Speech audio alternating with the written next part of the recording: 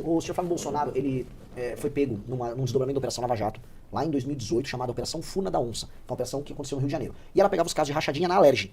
Não pegou só o Flávio, ela pegou o Flávio, ela pegou o presidente da Alerj, pegou todo mundo. O Flávio, inclusive, curiosidade, ele nem era um dos maiores, não tinha os maiores números ali na Alerj, tinha deputados mais ousados do que ele, mas estava bem envolvido. Eu acho que mesmo a queda do Flávio não me afetou tanto positivamente como todo mundo está imaginando. Eu já vinha numa curva de subida detectada pelas pesquisas Atlas, detectada pelo Google Trends, quando você pesquisa termos no Google, você vai ver que eu estou num pico, detectada pela aceleração do meu crescimento em redes sociais, pelo aumento do meu engajamento, ou seja, eu estou ficando cada vez mais conhecido. E estou ficando conhecido porque, de verdade, não é papo de candidato. Na verdade, eu sou pré-candidato, para ficar claro, pela legislação eleitoral. Eu trago propostas que são muito interessantes, eu trago uma perspectiva de futuro muito interessante, que para muitas pessoas ela é convidativa, para outras ela é atrevida e ela é muito ousada. Então quando eu falo em desfavelização, em destruição do crime organizado, quando eu trago, por exemplo, a lei de responsabilidade gerencial sobre a administração dos municípios, as brigas que eu comprei com prefeitos ao redor do Brasil, isso traz ok, esse cara tá propondo uma coisa muito diferente que ninguém tá falando. Então eu sou muito a novidade. E o que é novo vai crescer independente de qualquer coisa. Vou tendo a crescer mais do que meus adversários, que estão fazendo uma pré-campanha muito baseada em, ok, aguarda o Flávio cair que a gente sobe. No caso, os governadores. Então, na verdade, eu nem trato eles muito como adversários, tá? Eu acho que eles são... A estratégia deles é que eles têm na mão, porque eles nunca conseguiram construir um projeto político próprio. Eles são hoje anexos da direita bolsonarista. E a gente tem um caminho próprio de futuro. E, sim, acho que o crescimento se deve bem mais a isso do que qualquer outra coisa. Entendi. O senhor comentou sobre as menções no Google. Eu vi que as menções aumentaram bastante depois do vazamento dos áudios entre o Flávio Bolsonaro e Daniel Worcaro, fundador do Banco Master. O senhor acredita que é possível conseguir votos que seriam para Flávio Bolsonaro para o senhor? Sim. Sim, eu vou ter que arrancar muito voto que tá com o Flávio pra poder ir pro segundo turno. Mas eu não vou arrancar só batendo no Flávio, coisa que eu faço também. Eu vou arrancar mostrando que tem um projeto antipetista pro Brasil, vamos colocar assim, que não é apenas não ser o Lula. Boa parte dos projetos antipetistas do Brasil, eu não sou Lula, Lula é um cachaceiro. Não, tá, o que você propõe então pra Terras Raras? O que você propõe pra gerar emprego e aumentar a economia nos municípios do Nordeste? Ah, não, eu não sou o Lula. Não basta não ser o Lula, você tem que ser alguma coisa. Então, vamos dizer, isso tá por trás dessa energização da pré-campanha, muito, muito forte.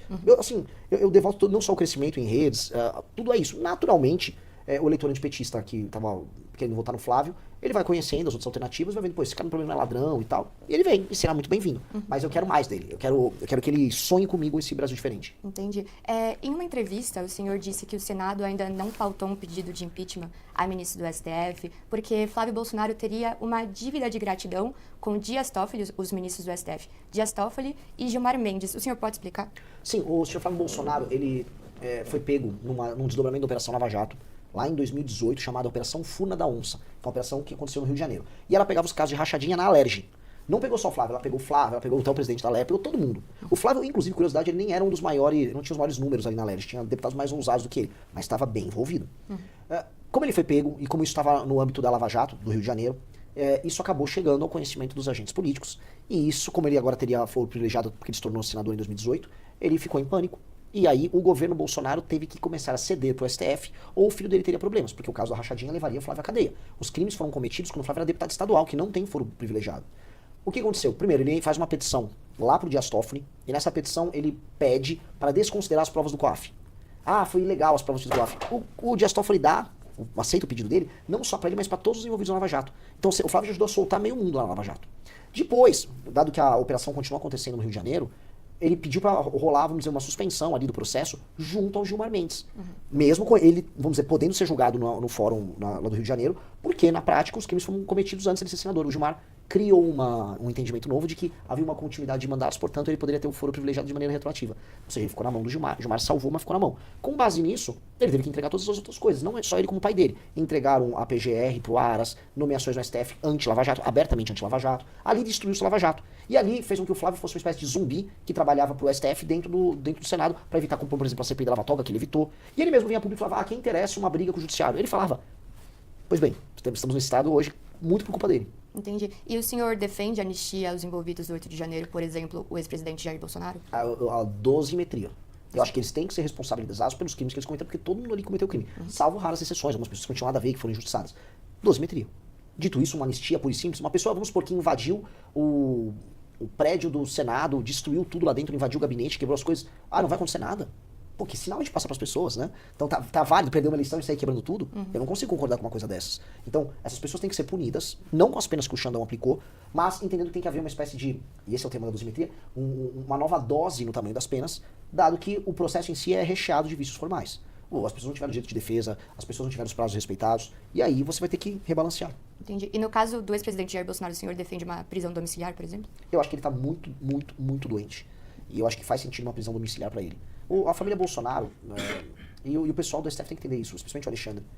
O Alexandre venceu o Bolsonaro. O Bolsonaro tá mal, a família dele tá morrendo pelos escândalos de corrupção que a gente já denunciava há muito tempo. Ele não vai fugir, não vai nada. Ele tá velho, ele provavelmente, sabe, vai ter alguns dos últimos anos da vida dele muito dolorosos por causa daquela facada. É um ato de humanidade deixar ele na prisão domiciliar. Entendi. E o senhor considera que pode estar no lugar de Flávio Bolsonaro agora com essa divulgação de vazamento de áudios com o Brocário? O senhor seria um novo nome da direita agora nas eleições? Olha, no lugar não, porque eu nunca me vi, vamos dizer, como um cara que enganava o eleitor pra crescer. Eu falo muitas verdades, eu até irrito o eleitor. Mas pelo menos eu fico irritado de verdade, eu não fico irritando na base da decepção. Eles falam, pô, Renan, como é que você acha isso de tal coisa? Por que você tem essa opinião do Bolsonaro? Eu prefiro que o cara se irrite de maneira honesta do que se decepcione por conta de uma desonestidade minha. Então, eu me vejo subindo nas pesquisas, sim. Me vejo retirando o Flávio do segundo turno, sim. Eu vejo isso acontecer.